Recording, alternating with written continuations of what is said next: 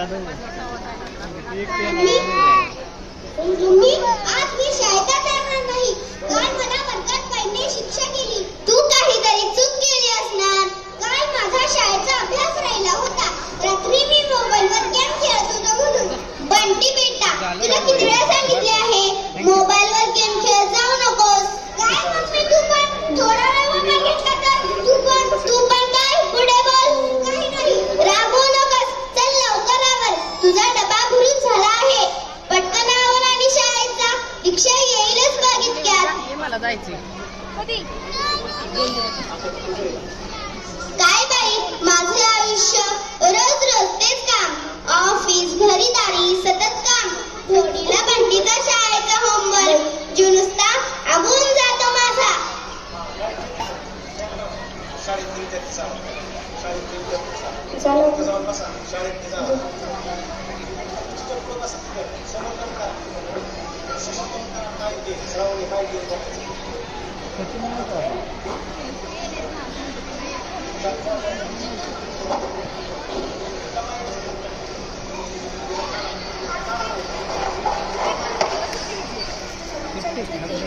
Hello.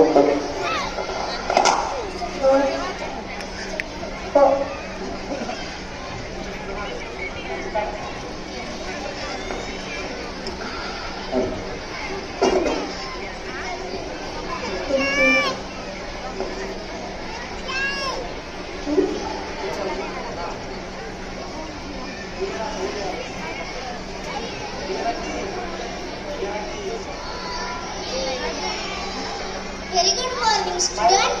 Sit down. अरे, आज बंटी नाही आला का? Yes. बंटी, एवढा उशीर का केला? लवकर येता येत नाही का? बोल ना, काहीतरी बोल. सांग. बस खाली. अभ्यास कुठे आहे तुझा? का नाही केला? थांब, तुझ्या पप्पांनाच फोन करते. हॅलो,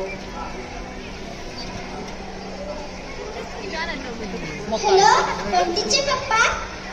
हॅलो, बोला ना मॅडम. तुमचा बंटी शाळेत उशिरा येतो. अभ्यास पण आणत नाही. अभ्यासाच्या बाबत खूप तक्रारी आहेत. का मॅडम, काय झाले? तुम्ही उद्या शाळेत या, मग सविस्तर बोलता येईल. आणि हो, येताना बंटीच्या आईला घेऊन या. ठीक आहे मॅडम.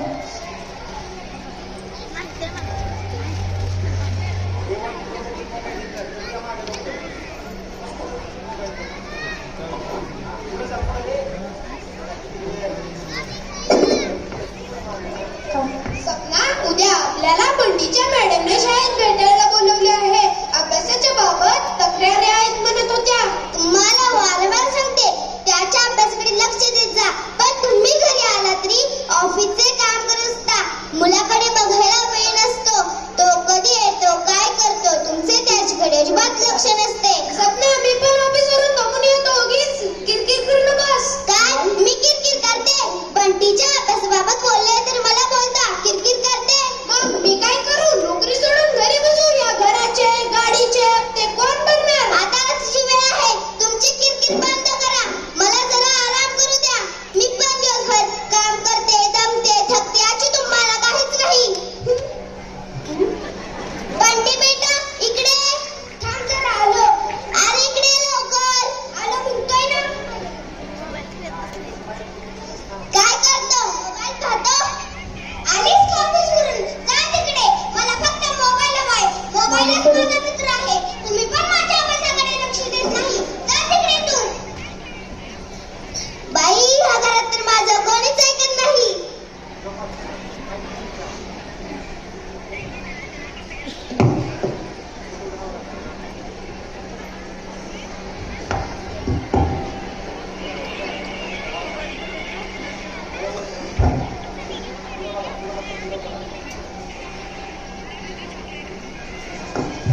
बंटी, सपना, आवरलं का? आपल्याला बंटीच्या शाळेत जायचं आहे.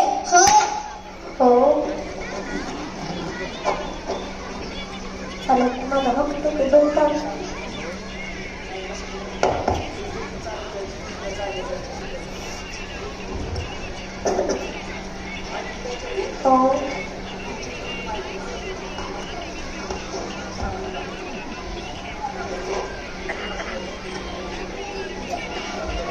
Madam,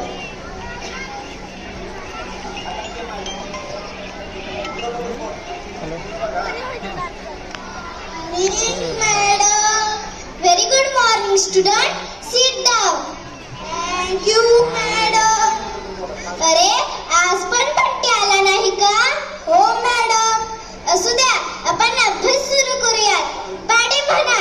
2 1 जा 2, 2 2 जा 4, 2 3 जा 6, 2 4 जा 8, 2 5 जा 10, 2 6 जा 12, 2 7 जा 14, 2 8 जा 16, 2 9 जा 18, 2 10 जा 20. मॅडम आत येऊ का? हो या ना. बंटीचे मम्मी पप्पा या, बसा. कसा चाललाय आमच्या बंटीचा अभ्यास? हल्ली तुमचे बंटीकडे लक्ष दिसत नाही. तो वर्गात अभ्यासात लक्ष देत नाही. सांगितलेले ऐकत नाही. मुलांवर खूप चिडतो. त्याला काही सांगितले तर सहन होत नाही. वाचताना डोळ्यातून पाणी येते म्हणतो. एक दिवस तर चक्क त्याने वर्गात मोबाईल आणला होता. मधल्या सुट्टीत मुलांना घेऊन गेम खेळत होता. हे बरोबर नाही. मी त्याला खूप रागविले तर म्हणतो कसा, मॅडम मी परत असं चुकीचं वागणार नाही. मला त्याची लक्षणे काही ठीक दिसत नाही. त्याच्या वर्तनात खूप बदल झाला आहे. स्वभाव पण चिडचिडा बनला आहे. मॅडम आम्हाला पण त्याची काळजी वाटते. आम्ही दोघे पण सकाळी नोकरीसाठी जातो, ते रात्रीच घरी येतो. त्याच्याकडे लक्ष द्यायला घरी कोणीच नसते. तुम्हीच सांगा आम्ही काय करू? मी तुम्हाला श्रावणी मॅडमचा नंबर देते. त्याला त्यांना दाखवून घ्या. ठीक आहे मॅडम, आता आम्ही निघतो.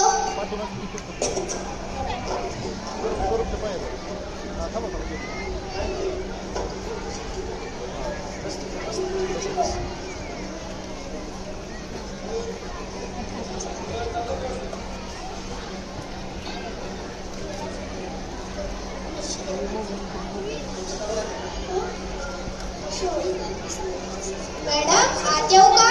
हो या ना. डॉक्टर मॅडम आमच्या बंटीला जरा पहा. डोळ्यातून पाणी येते, चिडचिडपणा करतो. य बस इथे.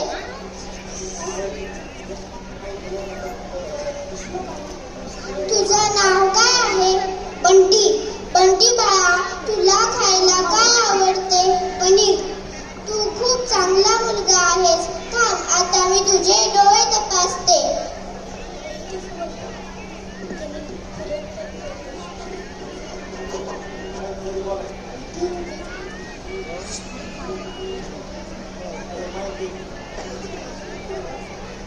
अरे याला तर चष्मा लागलेला आहे.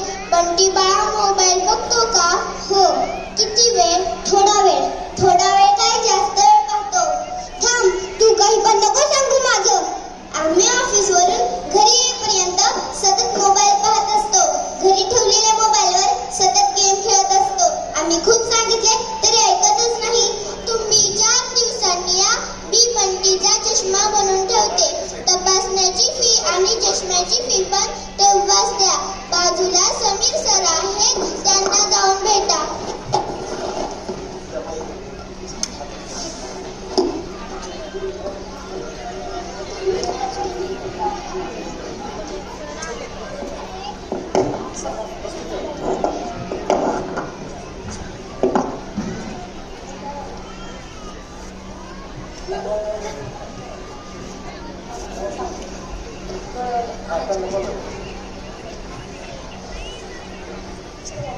समीर सर आत येऊ का?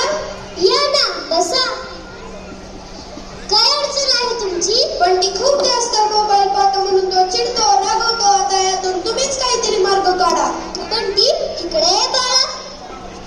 हे बघ बंटी, मोबाईल एक फक्त साधन आहे. त्याचा जास्त वापर केल्यामुळे तुझ्या डोळ्यांना परिणाम होऊन नंबर लागला आहे. सतत मोबाईल पाहिल्याने तुझा स्वभाव चिडचिडा बनला आहे. अभ्यासात लक्ष नाही. जेवण करताना सतत मोबाईल हातात, झोपताना मोबाईल जवळ. यामुळे तुझ्या वर्तनात बदल झाला आहे. आजपासून तू अभ्यासापुरताच मोबाईलचा वापर कर. माझे ऐकले नाही तर तुझ्या मेंदूवर व आरोग्यावर आणखी भयंकर परिणाम होईल. त्यामुळे तू मोबाईल वापरू नकोस. वाचन कर, मैदानावर खेळ, मित्रांशी गप्पा मार, आई बाबांशी गप्पा मार. पुन्हा पहिल्यासारखा होशील. मोबाईल म्हणजे आपले सर्वस्व नाही. मोबाईल मुलांसाठी घातकच आहे. फक्त अभ्यासासाठीच मोबाईलचा वापर करायचा. ऐकशील ना माझा? हो. आई बाबांना सांग, आता आम्ही कधीच मोबाईल वापरणार नाही. आई बाबा, आजपासून मी मोबाईल वापरणार नाही. समीर सर, तुम्ही खूप चांगल्या प्रकारे आमच्या बंटीचे केले. आता आम्ही पण त्याच्याकडे लक्ष देतो. खरे तर मुले हीच आपली संपत्ती आहे. आपण त्यांच्याकडे लक्ष दिले पाहिजे. मोबाईलच्या व्यसनामुळे आपल्या आयुष्य बर्बाद होऊ शकते हे आज बंटीला कळाले. Thank you Sameer sir.